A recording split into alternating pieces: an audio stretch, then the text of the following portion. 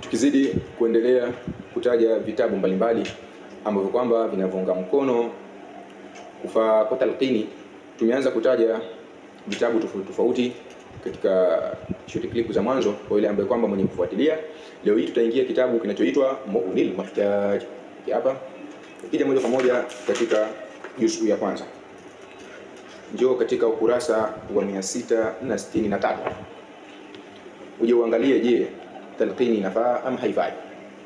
Ukija katika ukurasa moja kwa moja utakutana na maelezo ambayo kwamba yanasomeka wa yusannu talqinul mayyit almukallaf ba'da ad-dafn, na kunasuniwa kumsomea talqini maiti ambaye kwamba alikuwa mukallafi baada ya kuwa tayari ni ashazikwa.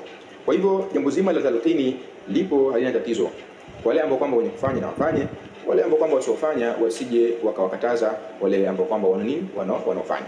Kitabu ndio hiki hapa, Mughnil Muhtaj.